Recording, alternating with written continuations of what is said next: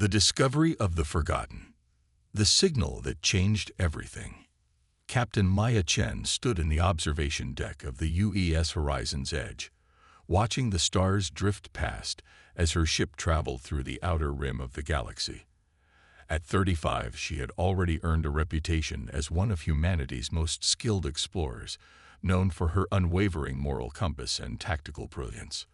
The deep space exploration vessel hummed quietly around her, its crew of 48 humans working diligently on their mission to map uncharted systems. "Captain, we're receiving a distress signal," called out Lieutenant James Morrison from the communications station. His voice carried a note of confusion that immediately caught Maya's attention. "Source and origin?" Maya asked, moving swiftly to the bridge. "That's the strange part, ma'am. It's coming from the Kythera system, but according to our galactic database, that system was declared uninhabitable and abandoned by the Galactic Coalition 15 years ago." Maya frowned as she studied the incoming transmission data.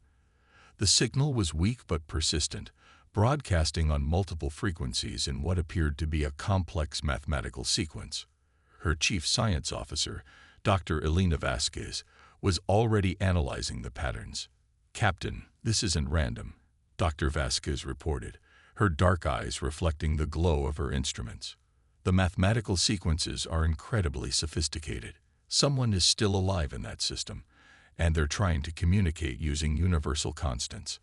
A world on the edge of death."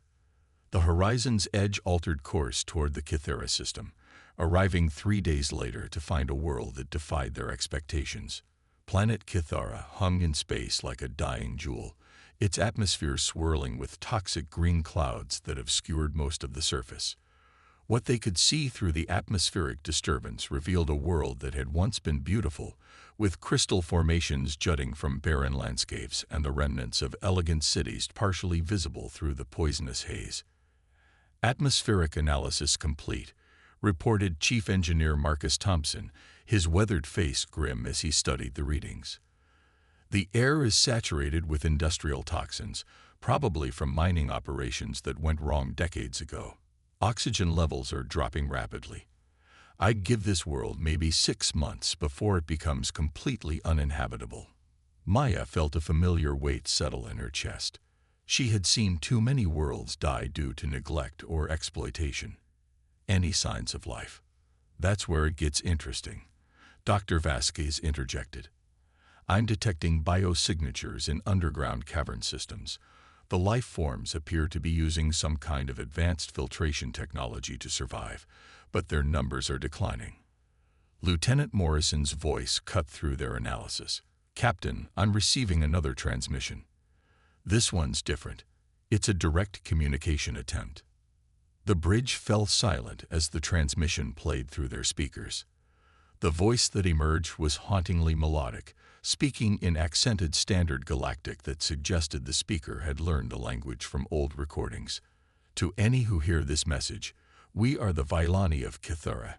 We know our world is dying, and we know we have been forgotten by the great powers of the galaxy. We do not expect rescue, but we send this message so that someone might remember we existed. We were guardians of this world, keepers of the healing springs and tenders of the crystal gardens. We harmed no one and sought only to live in harmony with our world. If you hear this, know that we faced the end with dignity." First contact with the forgotten. Maya made her decision without hesitation. "Prepare a landing party, full environmental suits and medical equipment. Dr. Vasquez, I want you to analyze everything about their biosignatures. Morrison, keep that communication channel open." The shuttle descended through Kythera's toxic atmosphere, its shields glowing as they pushed through the poisonous clouds. When they finally broke through to the lower atmosphere, the landing party gasped at what they saw. The surface was a wasteland of corroded metal and dead vegetation, but in the distance, they could see the entrances to vast underground complexes that pulsed with a soft, blue light. Their landing site was a cleared area near what appeared to be a main entrance to the underground civilization. As the shuttle's ramp lowered, 3 figures emerged from the depths to greet them. The Vailani were unlike any species Maya had encountered before. They stood roughly 7 feet tall, with slender, graceful builds and skin that seemed to shimmer with an inner light. Their faces were ethereally beautiful, with large, luminous eyes that held depths of wisdom and sadness. Most remarkably, they seemed to glow faintly with a soft blue radiance that pulsed gently like a heartbeat. The lead Vailani stepped forward, moving with fluid grace despite the obvious effort it took to breathe the toxic air. When she spoke, her voice carried the same melodic quality they had heard in the transmission. "I am Lyrele, speaker for the deep sanctuaries. We did not expect anyone to come. In all our years of sending messages, none have answered." Her standard Galactic was precise, but colored with an accent that made each word sound like music. Maya removed her helmet, ignoring Dr. Vasquez's sharp intake of breath. The air was indeed toxic, but her suit's filtration system could handle brief exposure. "I am Captain Maya Chen of the United Earth Space Command. We heard your message, and we came because every life has value." Lyrele's luminous eyes widened with something that might have been hope. "Earth Command, we have heard legends of your people, the young species that stands against darkness and refuses to abandon the helpless." "Show me your people," Maya said simply. "Help me understand what you need." The underground sanctuary. The journey into the Vailani sanctuary was a revelation. The tunnels and caverns had been transformed into a breathtaking underground city. Bioluminescent plants lined the walls, providing gentle light, while crystalline formations had been shaped into beautiful architectural elements. The air here was clean and sweet, filtered through organic systems that the Vailani had developed over generations. As they walked through the living corridors, Lyrele explained their history. The Vailani had been the original inhabitants of Kithara, a species that had evolved in harmony with their world's unique crystalline ecosystem. They possessed remarkable abilities to purify toxins and heal both living beings and damaged environments through a process they called life weaving. "We tried to stop the mining operations when the off-world corporations came," Lyrele said sadly. "We showed them how to extract the crystals without poisoning the atmosphere, but they said our methods were too slow, too expensive. When the Galactic Coalition declared our world uninhabitable, we were given the choice to relocate or remain. Most chose to stay and try to heal our world, but we have been fighting the losing battle." Dr. Vasquez was taking readings with her instruments, her excitement barely contained. "Captain, their biological processes are incredible. They're literally converting toxins into harmless compounds through some kind of enzymatic process I've never seen before. And these plants," she gestured to the glowing vegetation, "they're not just providing light. They're actively scrubbing pollutants from the air." The full scope of the tragedy became clear as they reached the main sanctuary. What had once been a population of millions had been reduced to barely 50,000 Vailani, all crowded into the deepest, most protected caverns. The children seemed dimmer than the adults, their natural luminescence fading as their world died around them. The weight of abandonment. An elderly Vailani named Theron, identified as the Keeper of Memories, shared the full story of their abandonment. "The Galactic Coalition surveyed our situation 17 years ago. We offered to share our healing abilities, our knowledge of bioremediation, our crystal cultivation techniques. The survey team classified us as economically non-viable and strategically irrelevant. The Korethian Empire was the worst," added another Vailani, her voice bitter with rare anger. "Admiral Koreth himself came to evaluate our world's resources. When we refused to relocate and leave our sacred sites unprotected, he declared us genetically inferior and evolution's dead end. He said the galaxy would be better served by letting nature take its course." Maya felt a cold fury building in her chest. She had encountered the Korethians before, a militaristic species that valued only strength and conquest. The idea that they had condemned an entire peaceful civilization to death for the crime of being nonviolent made her blood boil. "How long do you have?" she asked Lyrele directly. "Our filtration systems are failing. The toxic load is becoming too great for our bioprocessors to handle. Perhaps 4 months, Maybe 5 if we reduce our population further. The Vailani's composure never wavered, but Maya could see the profound sadness in her luminous eyes. Dr. Vasquez had been conferring quietly with her team. She approached Maya with urgency. "Captain, we need to get samples of their bioremediation organisms back to Earth. This technology could revolutionize environmental cleanup efforts across the galaxy. But more importantly, if we could establish clean air sanctuaries on other worlds, we could relocate these people." The moral imperative. That night, Maya called a meeting of her senior staff. The debate was intense but brief. Earth Command had strict protocols about interfering in Galactic Coalition decisions, especially regarding abandoned worlds. Taking on refugees without approval could result in court-martial and diplomatic incidents. "The regulations are clear," argued Commander Sarah Kim, Maya's first officer and voice of caution.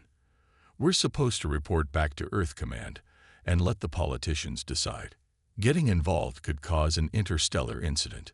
Those regulations were written by people who never had to look into the eyes of dying children, Maya replied firmly. "We have the capacity to help, and we have the moral obligation to try." Chief Engineer Thompson spoke up. "Captain, the Horizon's Edge can't carry 50,000 people. Even if we stripped out every non-essential system, we might manage 5,000 in emergency conditions. Then we make multiple trips," Maya said. "And we call for help." Dr. Vasquez leaned forward. "Captain, there's something else. The Vailani's bioremediation abilities aren't just impressive. They're revolutionary. If we could establish a partnership with them, Earth could lead the galaxy in environmental restoration. We're talking about the ability to heal damaged worlds, clean up industrial pollution, maybe even terraform hostile environments." Maya made her decision. "We're going to evacuate as many Vailani as we can carry, and we're going to find them a new home. Morrison, send a coded message back to Earth Command. Tell them we've discovered a species with potentially game-changing biotechnology, and we're bringing them back for evaluation." "What about the Galactic Coalition?" Commander Kim asked. "We'll deal with that when we have to," Maya replied. "Sometimes doing the right thing means accepting the consequences later." Preparing for Exodus. The next few days were a whirlwind of activity. The Horizon's Edge was retrofitted to carry as many Vailani as possible. Non-essential equipment was stored or jettisoned, and every available space was converted into temporary living quarters.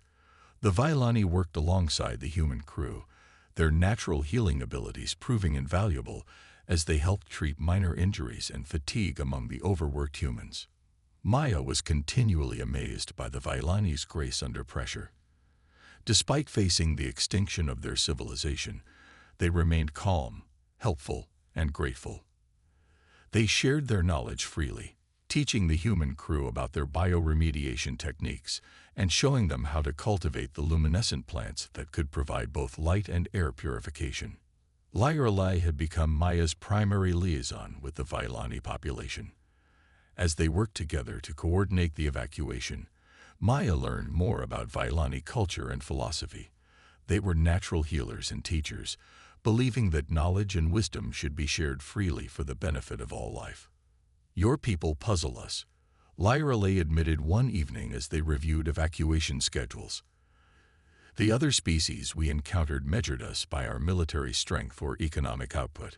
You measure us by our potential to help and grow. This is unusual in the galaxy." "Maybe that's why we need each other," Maya replied. "Humanity has strength and determination, but we sometimes lack wisdom and patience. Your people have wisdom and healing abilities, but you need protection and advocacy. Together, we could be something remarkable." The first group of 5,000 Vailani was selected, prioritizing the children, elderly, and those with the most advanced healing abilities. As they prepared to depart Kythera, Maya received an ominous communication from Lieutenant Morrison. "Captain, I'm detecting multiple ships dropping out of hyperspace at the edge of the system. Configuration matches Korethian Empire vessels. It looks like Admiral Koreth has come to see what we're doing here." Maya stared at the tactical display showing the approaching fleet. 5 heavy cruisers and a dreadnought, more than enough firepower to destroy the horizon's edge and eliminate any evidence of their rescue mission. But as she looked around at the Vailani families preparing to board her ship, Maya felt her resolve harden. "All crew to battle stations," she ordered calmly. "Morrison, open a channel to the Korethian fleet and send an emergency message to any Earth command vessels in the sector. It's time to see if humanity's reputation for stubbornness is accurate." As the horizon's edge prepared to face impossible odds, Maya realized that this moment would define not just her own legacy, but humanity's place in the galactic community. The Vailani had been abandoned by everyone else, but Earth would not abandon them. Whatever the cost, Maya was determined to prove that some things were worth fighting for, even when you were abandoned and outnumbered. Humanity's defiant stand. The Admiral's ultimatum. Admiral Korath's image filled the main screen of the horizon's edge, his reptilian features twisted in cold disdain. The Korathian leader was an imposing figure, his scales a deep bronze color that marked him as nobility among his warrior species. His uniform was adorned with medals representing countless military victories, and his yellow eyes held the calculating intelligence of a predator. Captain Chen, Korath's voice was a harsh rasp, translated by the ship's systems into precise standard Galactic. "You will immediately cease this illegal operation and withdraw from Korethian space. The planet Kithara and its inhabitants fall under our jurisdiction as abandoned resources." Maya stood straighter, meeting the Admiral's gaze without flinching. Behind her, the bridge crew remained focused on their stations, but she could feel their tension. "Admiral Korath, this system was declared abandoned by the Galactic Coalition. Earth Command recognizes no Korethian claim here." "Do not test me, human," Korath snarled. "Your single ship against my battle fleet is not a fight. It is a slaughter waiting to happen. The Vailani are evolutionary refuse, too weak to adapt, too passive to survive. You gain nothing by preserving them, except the enmity of the Korethian Empire."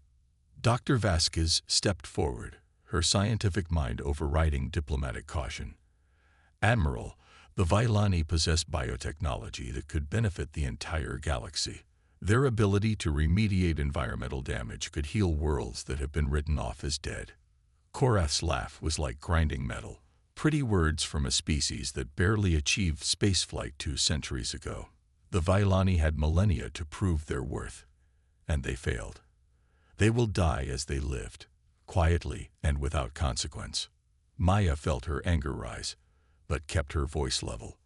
"We're taking them under Earth's protection. You have no legal authority to stop us." "Legal authority?" Korath's eyes glowed with predatory amusement. "I have 6 warships and you have 1 exploration vessel. In space, Captain, might makes right. You have 1 hour to surrender the Vailani and accept escort to the nearest Korethian outpost, where you will face charges for interference in Imperial affairs." The transmission ended, leaving the bridge in tense silence. Commander Kim immediately began tactical assessments. "Captain, the Korethian dreadnought alone outguns us 10 to 1.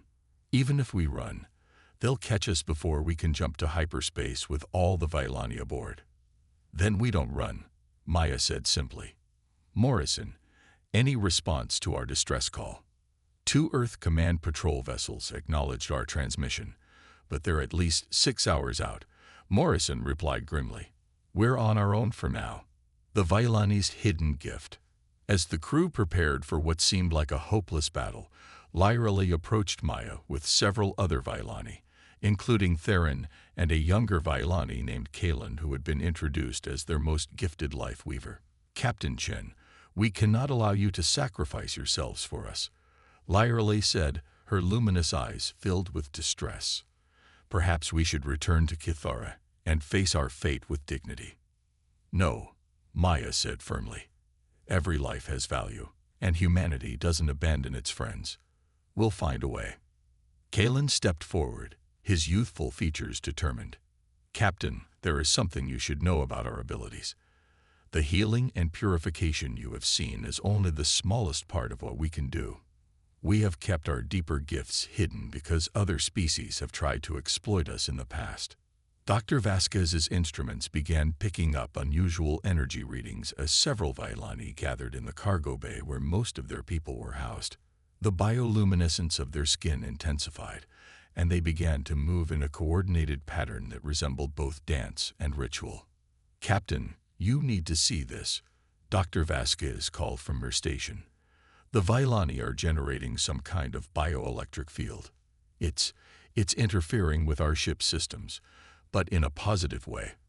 Our engines are running 20% more efficiently, and our shields are somehow drawing power from their field." Theron, the keeper of memories, spoke solemnly. "In our ancient history, when our world faced great threats, the Vailani could work together to create protective barriers and enhance the natural defenses of our allies. We call it the Great Harmony. We have not attempted it in centuries, but perhaps you can enhance our ship's capabilities." Maya asked, hardly daring to hope. "More than that," Callan replied, his voice growing stronger. "If we work together, we can create fields that disrupt hostile technology while strengthening friendly systems. But it requires trust and cooperation between our species. We must be truly united in purpose." Maya felt a thrill of possibility. "What do you need from us?" The battle begins. The Korathian fleet began its approach with typical military precision. Admiral Korath had positioned his ships in a perfect attack formation, designed to overwhelm the human vessel from multiple angles simultaneously. The dreadnought INS Conquest led the formation, its massive weapons arrays already charging for the killing blow. On the horizon's edge, an extraordinary transformation was taking place. The Vailani had spread throughout the ship, working in small groups at key locations. Their combined bioluminescence created a network of soft blue light that pulsed in harmony with the ship's systems. Human crew members found themselves working alongside Vailani partners, their movements synchronized as if they had trained together for years. "Captain, this is incredible," Chief Engineer Thompson reported from the engine room. "Our power output has increased by 40%, and our systems are running smoother than ever before. It's like the ship has become a living organism." Dr. Vasquez was monitoring the bioelectric fields from the science station. "The Vailani are somehow creating a symbiotic relationship with our technology. They're not just enhancing our systems, they're integrating with them." Maya looked around her bridge, where Vailani crew members had taken positions alongside her human officers. Lyrale stood beside her captain's chair, her presence somehow both calming and energizing. For the first time since the Korathian fleet had arrived, Maya felt genuinely confident about their chances. "All stations report ready," Commander Kim announced. "But Captain, even with these enhancements, we're still outnumbered 6-1. "Then we'll have to be 6 times smarter," Maya replied. "Morrison, open a channel to all ships." Admiral Korath's image appeared on screen again, his expression showing surprise at the strange blue glow emanating from the human vessel. "Captain Chen, your ship appears to be malfunctioning. Perhaps you should reconsider surrender before your life support fails." "Admiral, we're operating perfectly," Maya replied with a slight smile. "But I wanted to give you one last chance to withdraw peacefully. You're about to face something your species has never encountered before. Humans and Vailani working together." Korath's laugh was harsh. "Impossible. The Vailani are pacifists. They cannot and will not fight." "You're right," Maya agreed. "They won't fight, but they will protect. And sometimes protection is the strongest force in the universe." David versus Goliath. The battle began with a brilliant display of Korathian firepower. The 6 warships opened fire simultaneously, sending torrents of plasma and particle beams toward the lone human vessel. It should have been the end of the fight before it truly began. Instead, something miraculous happened. The combined bioelectric field generated by the Vailani created a shimmering barrier around the horizon's edge. The enemy weapons struck the barrier and simply stopped. The deadly energy was absorbed, converted, and redirected back toward the attacking ships. Impossible. Korath roared as his flagship shields flared under the impact of its own weapons. What sorcery is this? Maya's tactical officer, Lieutenant Commander Park, was shouting readings in amazement. Captain, their shields are down to 60% from their own redirected fire, and our weapons systems are showing power levels I've never seen before. Then let's show them what humanity can do when we're properly motivated, Maya ordered. All weapons, target the lead cruiser. Fire. The Horizon's Edge unleashed a barrage that no exploration vessel should have been capable of producing. Enhanced by the Vailani's bioelectric field and fueled by righteous determination, the ship's weapons cut through the Korathian cruiser's shields like a knife through paper. The enemy vessel, caught completely off guard, suffered massive hull damage and was forced to withdraw from the battle. But the real surprise came when the Vailani's field expanded beyond the human ship. The bioelectric energy reached out toward the remaining Korathian vessels, not to attack them, but to interfere with their targeting systems and disrupt their coordination. Captain, Morrison called out excitedly, the Korathian ships are having trouble communicating with each other. Their fleet coordination is breaking down. Maya pressed their advantage immediately. Evasive maneuvers, pattern Delta. Target their command ship's communications array. The tide turns. What followed was unlike any space battle in recorded history. The Horizon's Edge danced between the larger Korathian vessels, enhanced by Vailani biotechnology and guided by human tactical brilliance. The ship moved with fluid grace, its shields absorbing and redirecting enemy fire, while its enhanced weapons systems picked apart the enemy formation. Admiral Korath, watching his superior fleet being outmaneuvered by a single ship, grew increasingly desperate. All ships, ramming speed. Destroy that vessel at any cost. But as the Korathian dreadnought Conquest began its final attack run, space around the battle suddenly filled with new arrivals. 6 Earth command vessels dropped out of hyperspace in perfect formation. 2 destroyers, 3 frigates, and a heavy cruiser. "This is Admiral Sarah Martins of the UES Defiance," came the transmission on all frequencies. "To any Korathian vessels in this system, you are ordered to stand down immediately. You are in violation of Galactic Coalition law by attacking a registered rescue operation." Korath's image appeared on Maya's screen one final time, his reptilian features twisted with rage and disbelief. "This is not over, Captain Chen. The Korathian Empire will remember this insult." "I hope you do remember it, Admiral," Maya replied calmly. "Remember that when you tried to commit genocide against a peaceful species, humanity stood in your way. Remember that some things are more important than military might or economic value. And remember that the next time you threaten innocent lives, we'll be there again." New beginnings. The aftermath of the battle was swift. Faced with a superior Earth command fleet and the impossible technology demonstration they had just witnessed, the Korathian vessels withdrew to their own space. Admiral Korath's reputation would never recover from his defeat by a single exploration vessel, and the political ramifications would keep the Korathian Empire busy for years. Within days, the full evacuation of Kithura was complete. Earth Command had authorized an emergency relocation protocol, and transport ships arrived to carry the remaining Vailani to their new home. The planet chosen was New Eden, a world in human space that had been partially terraformed, but abandoned due to atmospheric problems that the Vailani's bioremediation abilities could easily solve. Dr. Vasquez's preliminary reports on Vailani biotechnology had caused excitement throughout the Earth scientific community. The potential applications were staggering: environmental cleanup, enhanced food production, medical breakthroughs, and even improvements to space travel technology. But for Maya, the most satisfying moment came 3 months later when she received a message from New Eden. The transmission showed thriving Vailani settlements, their bioluminescent architecture creating beautiful cities that seemed to glow with inner light. The planet's atmosphere was already showing dramatic improvement. and human colonists were working alongside Vylani partners to build something unprecedented, a truly integrated interspecies civilization. Lyrelli appeared on the screen, her luminous eyes bright with joy and hope. Captain Chen, I wanted you to know that the first human Vylani children were born yesterday.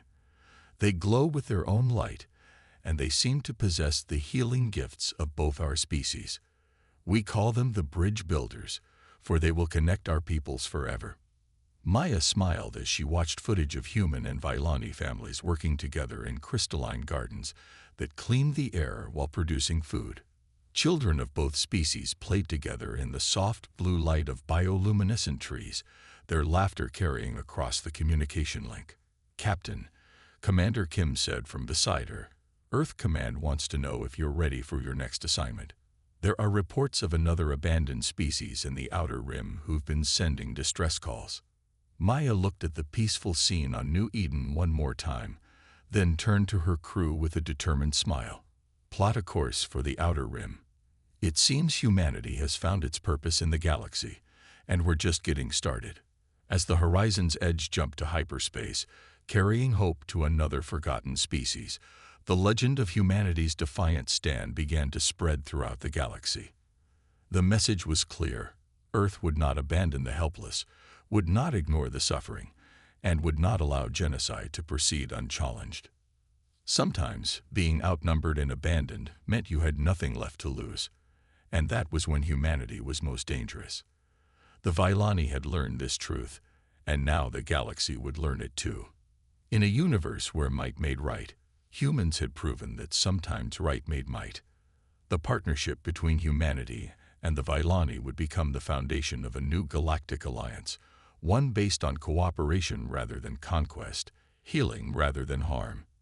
And it all began when one captain decided that every life had value, no matter what the odds or consequences. In the end, humanity's greatest strength wasn't their technology or their military might.